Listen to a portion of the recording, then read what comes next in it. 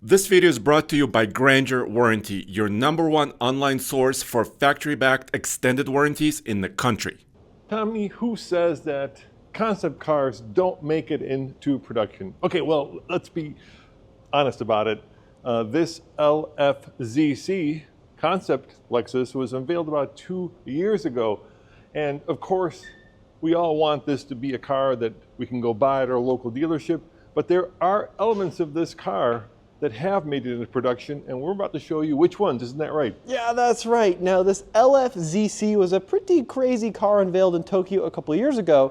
And look, as cool as it is, I think there are some things that would be hard to use, like these door mirror cameras that are about the size of a postage stamp and the complete lack of door handles.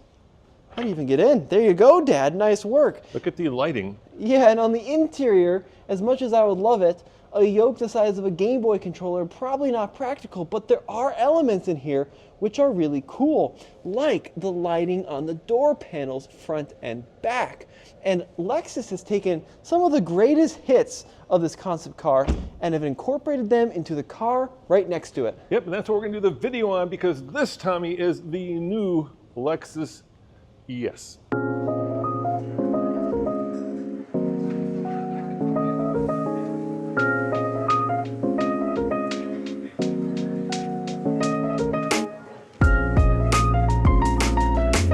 That's right, the ES, one of Lexus's largest, biggest sellers since 1989.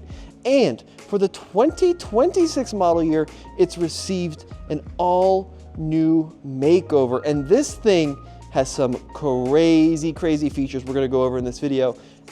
Starting with the design, Dad, what do you think of the way it looks? I like it, Tommy. It's got road presence, and that is something that, is not all that common with many cars. I mean, it's a big sedan, and it feels like a big sedan. This is not your dad's Lexus. No way.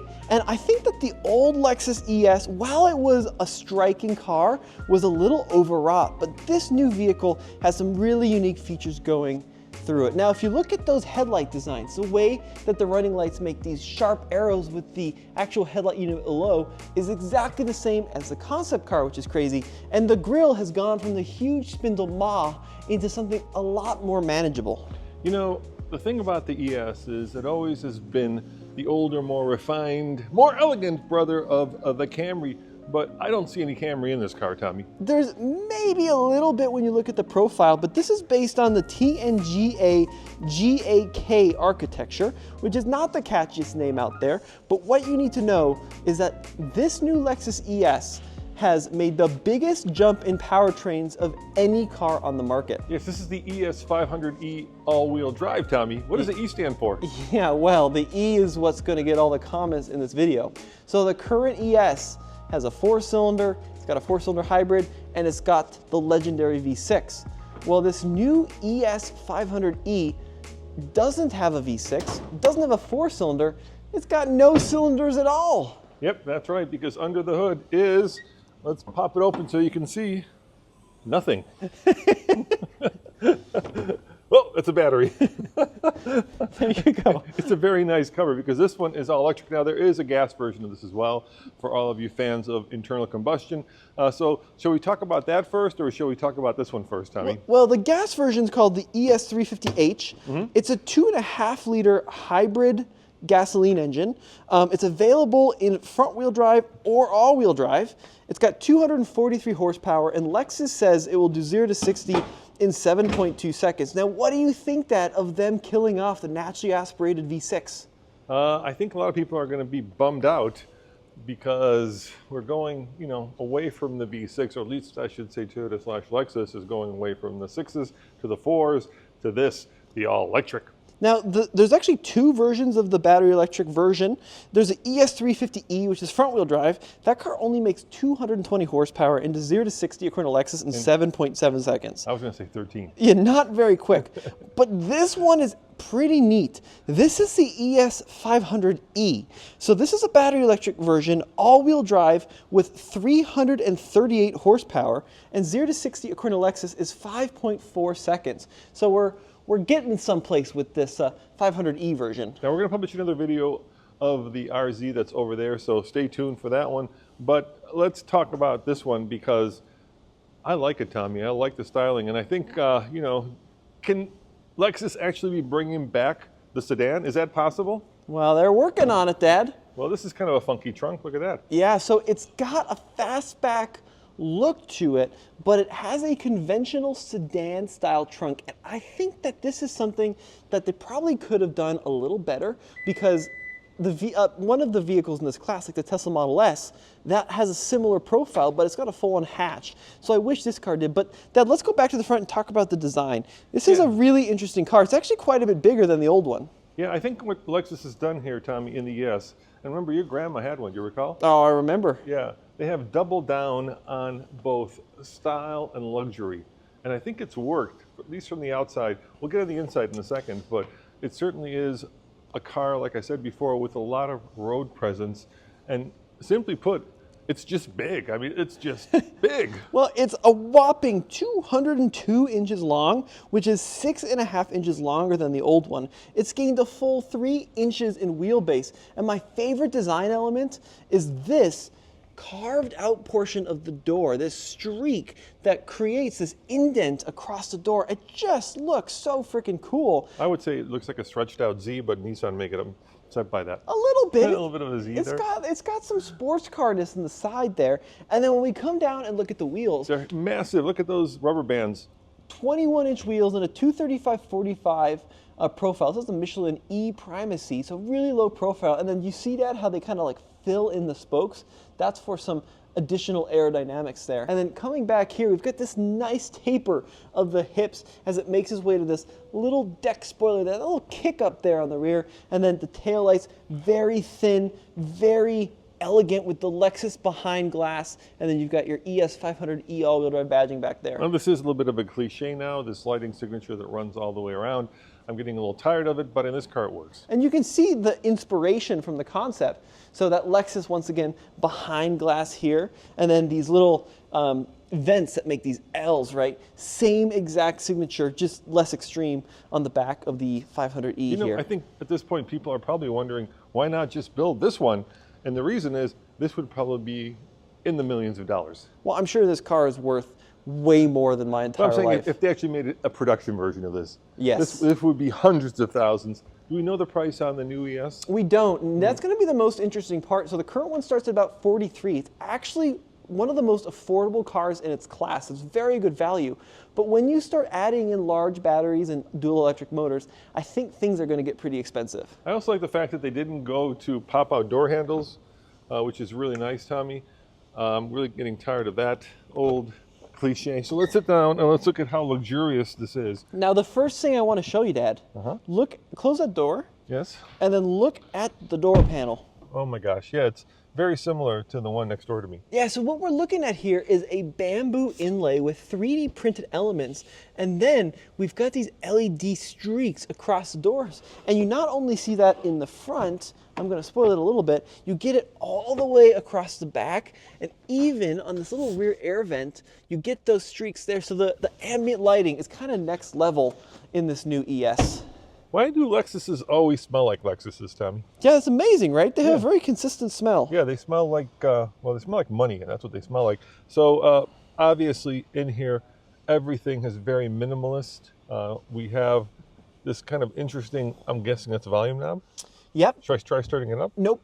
No, okay. No, because we don't have the key, so it's not going to do much. But this is a 14-inch display, right? It's an all-new operating system. Now, this car isn't running it because this is a really early prototype, but hopefully in the near future, we're going to have a chance to check that out. But Dad, when you look at this interior, there's one brand that really comes to mind. Aston Martin. No. No, all right. Tucker. No, Packard. not that old. Not Packard. No inline eights here. Duesenberg. I see a lot of Tesla here, especially with this steering wheel. This kind of minimalist, chunky square airbag is so Tesla. And same thing across the dashboard. There's a complete lack of physical buttons and hard controls. What do you think about that? I think if Tesla had a lot more buttons and it was a lot more elegant, then I would agree with you. But somehow Tesla, when it goes minimalist, looks kind of pedestrian, whereas this looks luxurious. At least now. Initially, when Tesla first came out with that kind of minimalist design, it felt very luxurious. Now it just feels like it's cost-cutting. And I kind of think that in 2025, it's a very fine balance between minimalist and cost-cutting. For me, this is too few buttons. I really wish we had more physical controls in this car. So that feels a little cost-cutty. But then when you look at the fine details, like these hexagonal stalks with these little milled aluminum inserts. Well, first of all, Teslas don't have stalks, right? They have little, at least the Cybertruck has little turn signals over here on the steering wheel. But they're bringing them back. Yeah, because people hated them. Exactly, but what I'm saying is, like, when you look at the really fine details in here, like this little slider, these little like aluminum handle to pull the slider back, and then the bamboo finishes are very high quality. So it's probably not coming across as well as I'd like on video. But even though it is a little Tesla in here, when you interact with the surfaces, the build quality is exceptional, which is something you just don't get in that brand. Well, I mean, one of the reasons that this is not Tesla is because, you feel this leather and it just feels scrumptious, right? And then Tesla would never do this, which is give you 3 different seat controls, right? It would be hidden somewhere in the screen. And Lexus does give you that. So why, yes, you are right. There are minimalist features in here, but you still have quite a few buttons that actually do things like, I'm sure this is for your Adaptive cruise. I'm not sure if Lexus has... level 3 ADAS, yes, probably doesn't. And then, once again, everything in here just looks like it's bespoke. And that's the difference between, I think, this and Lexus. I'm not trying to take a dump on Lexus. I love the interiors that Lexus did, but I loved them like 10 years ago. I'm kind of over the minimalist just for the sake of minimalism. Well, you talk about safety features. So this is running a brand new system. It's called LSS Plus 4.0. It's the safety sensing, right? Okay. We actually don't know what comes in that safety systems because they're being really quiet about it. They say increased detection and safety features is pretty much all we know, but I would not be surprised based on this little symbol here. See the little hands on the steering wheel? If this has a hands-off highway assist. So I'm thinking it would be like more like Blue Cruise or Super Cruise, probably less like Tesla full self-driving, but now we're just speculating. Yeah, but let's talk about some of the other features in here. What do you think of the seating position? I think it's really good. I mean, everybody loves the SUV seating position where you sit up high, but there's something really nice about sitting low and kind of being, low down and sporty and kind of feeling the fact that you're not in this big ponderous car, but you're in this sleek, low-slung sedan, and I think we have lost that in many cars. Well, you say that, but Lexus is actually proud that they raised the seating position. Do they really? You know why they did that? Why? Ease of entry and exit. Well, I mean, whenever I get in a car, I push my seat all the way down. But so I'm way down now. It is no secret that this vehicle appeals to an older demographic. And like yourself, right? Thank you. I had to roll you out of the home for this video. You're gonna roll me back in when we're done? That's right. I'll push you back in. Yeah. But being of an advanced age, right? I think they have mashed potatoes for dinner tonight, Tommy. That's exactly right. Those are easier to munch. No, but seriously, it is, even if you're young and spry like me at 21 years old. I'm not 21. You're not. It's your birthday. It's easy to get up. It's easy to get in and out of this car, right? Hey, you're knocking on the doors of 30s pretty soon. I know. I'm going to be in that retirement home soon too. But it's easier to get in and out of this car. And then look at the window line here. We're talking about this in the press release, where they've lowered the actual belt line height so you get better visibility out of this car. Yeah, I don't know. It's like the Crown and the Crown Signia, right? When we were in Japan a few months ago, because of the aging demographics of that country, a lot of cars are kind of these sedans that have the ride height of SUVs. I'm not sure this is exactly all that tall, Tommy. I still think it's much more sedan-like, but let's sit in the back and see how much room is in the back. Let's be a little practical now. I mean, the interesting thing is Toyota does make an elevated sedan. It's called the Crown, which kind of a similar vibe, but this is definitely lower than the Crown. I mean, what I would say is, if you're asking about, dimensions, I would say the one that strikes me is just how long it is, not how tall it is. And I mean, look at all this legroom I have. Look at all this headroom I have. Not pretty good. Yeah, this would be an excellent car if you wanted to have like one of those expensive livery services. I would love to be driven around in this. So this car doesn't have it, Dad, but there is a version of this car that has an executive package. It's the ES, it's got reclining rears. It has an ottoman, massaging seats, heated and ventilation. I don't believe it's available on this 500, but if you see one that has a little ottoman on the passenger side, that's an executive package. So they're kind of targeting the LS buyer there. Hey, peek your head back in the front seat and look underneath the glove box. Is that a speaker or is that a knee heater? Yeah, so what you're talking about... The BZ has knee heaters, but is that a speaker or knee heater? So you're talking about this, right? Yeah. This like little panel. Yeah, what is that? And there's actually one there under the steering column. So it is a foot leg heater. I'm pretty sure that's a knee heater. Exactly right, yeah. So the Toyota electric cars have these things where they'll actually heat your legs to save some power. And then I'm wondering, I think that we even have a dual wireless charger, which is kind of becoming a new standard for 2026 model year. Well, yeah, Tesla had it like 10 years ago. And then we've got dual USB-C ports here. And then it's got your least favorite thing. What's that? The little baby shifter. You didn't even complain about the shifter. Yeah, I would have complained about it, but in this car it fits as opposed to some other cars where I don't think it belongs. Come look at this back here for a second before we wrap this up. What you got there? I love the fact that it has traditional vent controls, but look, they're lit up actually. Look at that. Oh yeah, I know. Isn't that cool? That is really cool. And then you got your USB-C back there. You know, we've been here in Plano at Toyota doing a lot of different car videos. I am kind of feeling like this is the one that I want to be driven home in. So can you grab the keys and open the door and take me back? I wish that was the case. I wish so too, Tommy. Now, folks, we need to take a quick break here and talk about the sponsor of today's video, Grainger Warranties. If you are in the market for a slightly used car, or even a new car, and you want that extended warranty experience, check out Grainger Motors using the link below. They are the best in the business. We also need to talk about this right here. Well, is it NACS or is it CCS? Check it out. It's it's NACS. Surprise, surprise. Yep, J3400, the North American charging standard. And I think this is kind of a cool little feature. It's got that little electronic door. Oh, I hate that. You hate the door. Yeah, you know why? Because if that fails, you're not going anywhere. Well, I'm sure Toyota has thought of that. I bet there's like a little... You think that there's like a manual release somewhere? Emergency release. Look how much nicer the J3400 looks than the big old chunky CCS. Yeah, I wish that were just manual. Like I say, these are the kinds of things where if they fail, you're kind of stuck. And so it is elegant and it is cool, but you know, Porsche does that in the Taycan, or do you say Taycan? And I kind of like just the manual ones. So last thing we need to talk about are some more specs here. The ES350e front-wheel drive BEV is estimated to go 300 miles on a charge. This ES500e all-wheel drive version is estimated to do just 250. So that is not a very impressive range number. Yeah, in Colorado in winter, that's going to translate to about 200. Yeah, that is... Do we know the size of the battery? I don't think that Lexus has announced that. Do we know how fast it charges? So they say 10 to 80% charge in 30 minutes. No DC charge rate given. So we don't know. But it charges at 100, 150? No, they haven't announced that. But we do know that it has 11 kilowatt AC charging, which is much better than Toyota's first attempt at some EV stuff. So listen, folks, this is a big departure. And I think the one that most folks are going to be commenting they want is going to be the hybrid.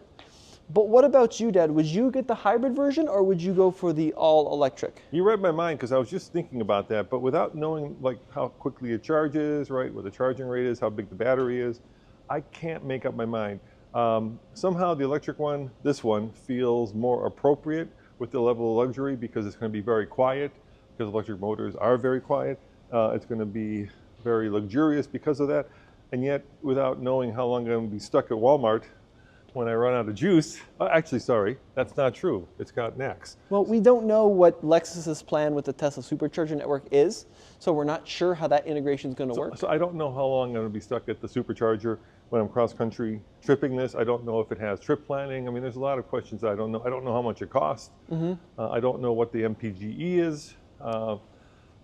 So still a lot of questions, but I got to say, Tommy, out of all the cars here, this so far has been my favorite one because I think it's the most elegant. I think it's really good, yeah, and it's just huge. I mean, this is a full American-sized sedan. The electric one competes with vehicles like the EQE, the BMW i5, right? And then the gas one, you still kind of got that mid-size sedan segment, which has been, you know, Lexus sells about 40,000 ESs every year, which is not an inconsiderable number.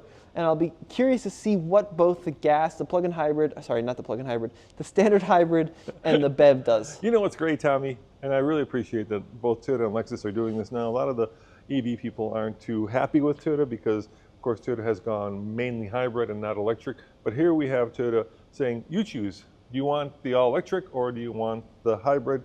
Really, it's up to you, and I love choice, so I'm happy about that. As always, Tommy, head on over to where? alltfl.com if you want to find more new car reviews. And be sure to subscribe to this channel for a lot more videos coming. Check out our podcast over at TFL Talk, and a huge thank you to our Patreon members for making these videos possible. Yeah, and click on the Granger link below if you want either a new car warranty that extends the manufacturer warranty, that uses OEM part, that uses OEM technicians to fix things, or if you want a used car warranty that does all of that. I'll see you guys next time. Ciao.